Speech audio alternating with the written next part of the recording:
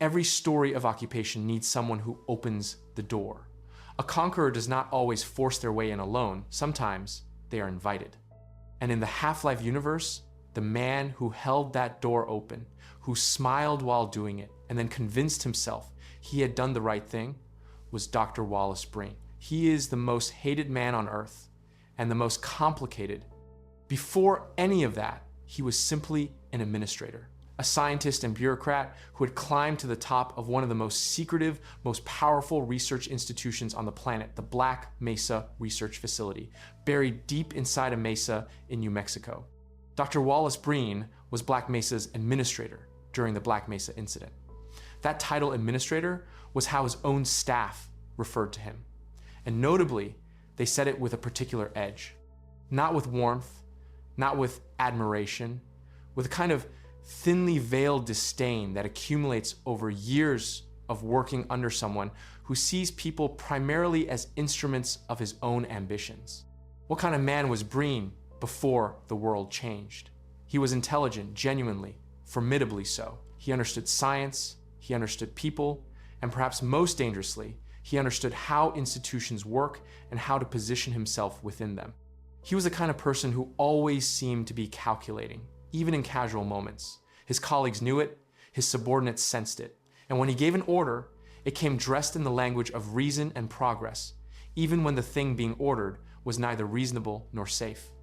It is at his behest that unstable sample, GG 3883, is scheduled to be thoroughly analyzed in the anti-mass spectrometer, requiring a dangerous operating level of 105%, despite evident protests and equipment malfunctions.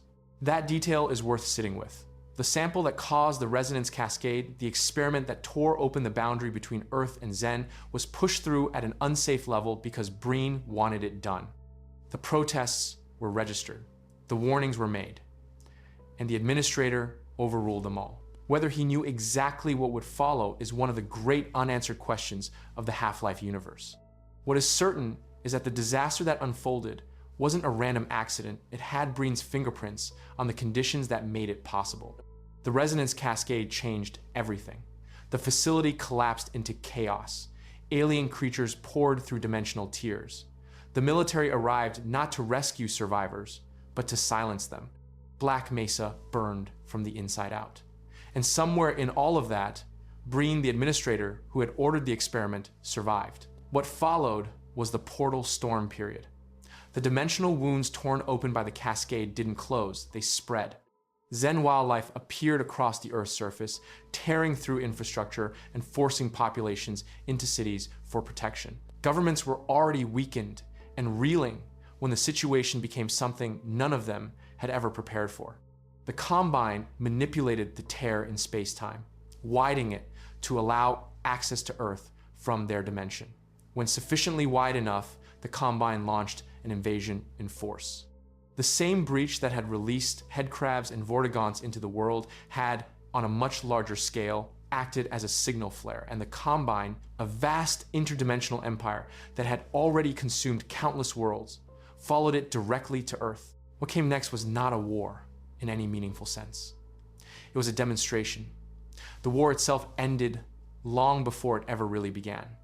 Human military forces, already stretched thin dealing with portal storm creatures, had no answer for an enemy of this scale. Cities fell, governments collapsed, the United Nations building in New York burned, and in the span of 7 hours, it was over. During those 7 hours, while the rest of the world was losing, Breen was doing something no one else thought to do. During the war, the former Black Mesa administrator, Dr. Wallace Breen, discovered a way to communicate with the Combine directly.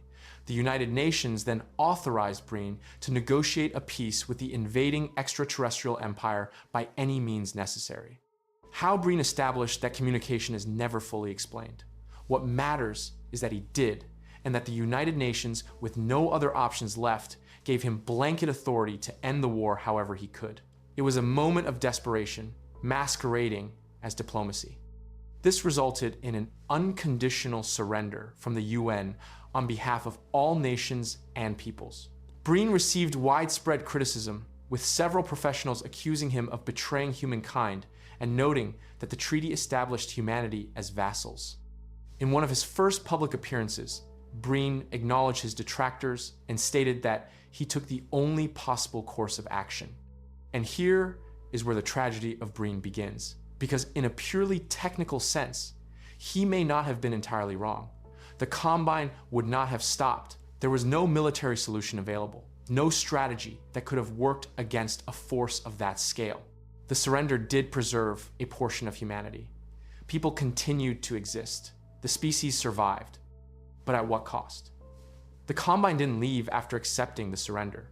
They stayed and they consumed everything they could reach. Oceans were drained. The atmosphere was altered. Cities became prisons. Human reproduction was suppressed by a field broadcast from the Combine's citadel, ensuring that no new generation of humans would grow up outside of Combine control.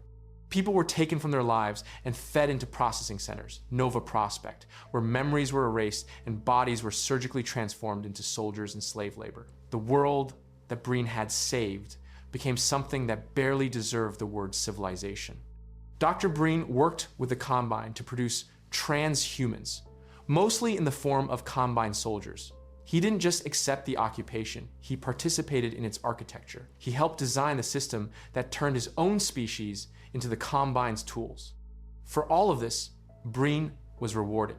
Due to his role and ability to communicate with the Combine, Breen was given a position of authority within their established regime on Earth. First, as the leader of an entity called the Human Affairs Bureau, and then later declared the interim administrator of Earth.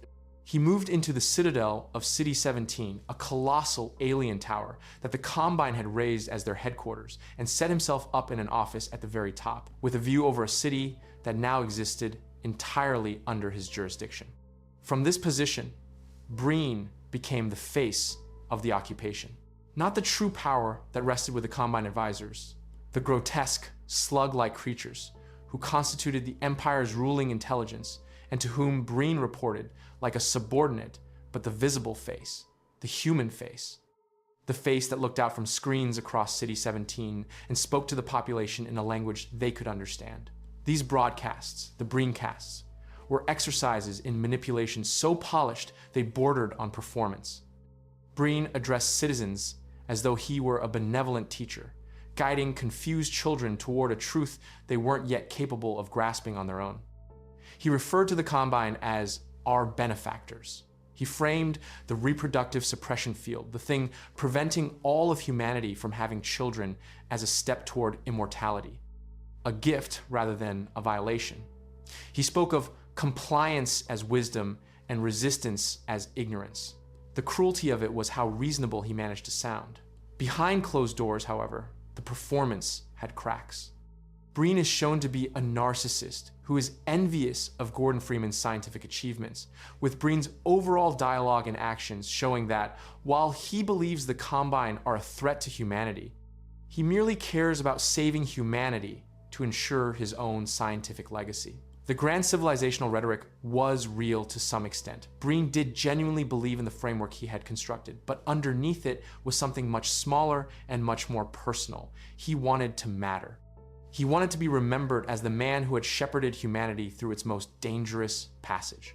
And perhaps most revealingly, he wanted what the Combine could offer him, specifically access to technologies and possibilities far beyond anything human science could achieve, including, eventually, escape from a human body altogether.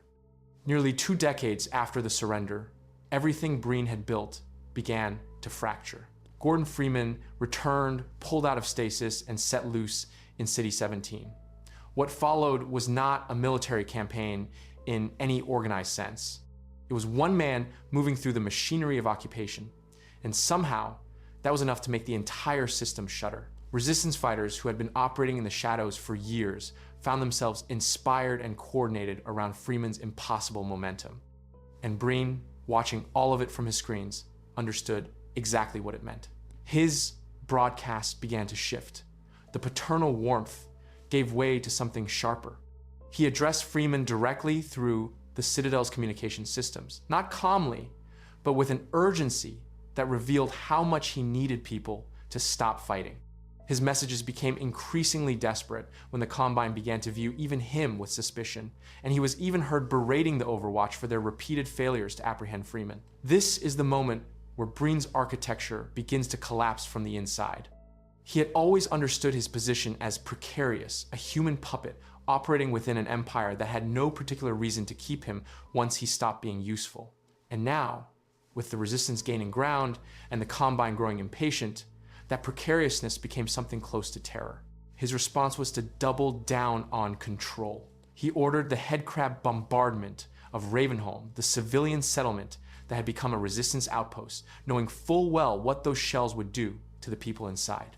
He turned a blind eye to the Combine, lobotomizing and mangling people from Nova Prospect into stalkers, malformed cyborgs used as slave labor in Breen's headquarters, something which he personally benefited from and seems to have had no regrets over.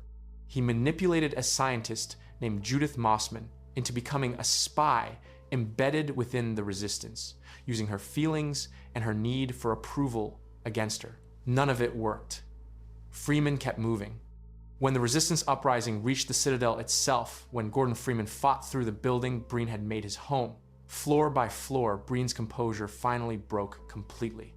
He had one option left: the Combine's own transdimensional teleporter, capable of sending him to a Combine world far beyond Earth's reach, beyond Freeman's reach, beyond the consequences of everything he had done. He tried to negotiate even then with Freeman, with the Combine, with anyone who would listen. He argued that he was necessary, that without him, the fragile arrangement holding humanity together would collapse, that killing him would doom everyone.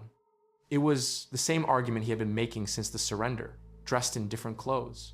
Freeman managed to stop him by destroying the Citadel's dark fusion reactor, which then destroyed the teleport in a massive explosion.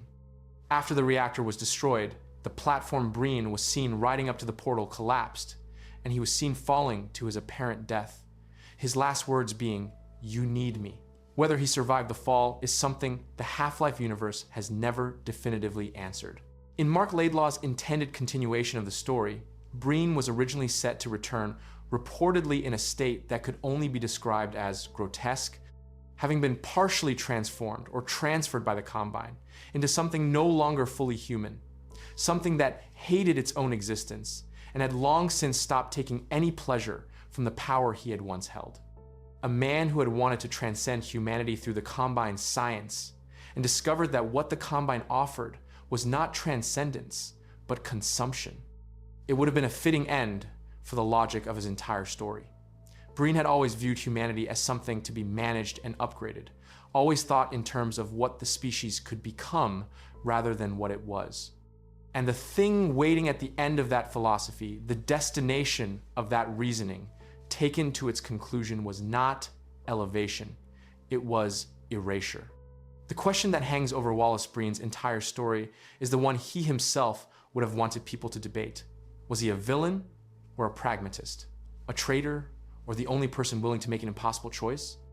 Even if he had selfish reasons for doing so, the human race most likely would have faced complete extinction had he not surrendered at the end of the 7-Hour War. That is probably true. The Combine would not have stopped. There was no other negotiator. There was no other path to survival. But survival under Breen's arrangement meant suppression fields and stalkers and Ravenholm. It meant a generation of children never born, a world stripped and drained, and a man at the top of a tower explaining through every screen in every city why all of it was actually good for you. Breen was not a monster in the way that pure evil is a monster. He was something more recognizable and therefore more unsettling, a man of genuine intelligence who had decided somewhere along the way that his own judgment was so superior to everyone else's that the suffering of others was simply the price of his vision. He truly believed he was right. He truly believed he was saving everyone. And he was capable of enormous harm precisely because of that belief, not in spite of it. The most dangerous person in any room is not the one who knows they're doing something wrong and does it anyway. It's the one who has convinced themselves with complete sincerity that what they're doing is the only possible good, and who has the power to make everyone else pay the cost of that conviction. That was Wallace Breen, the administrator, The man who opened the door, called it salvation, and kept the key for himself. And that was the story of Dr. Wallace Breen. First off, you enjoyed this Half-Life lore breakdown, don't forget to like the video and subscribe. See you in the next one.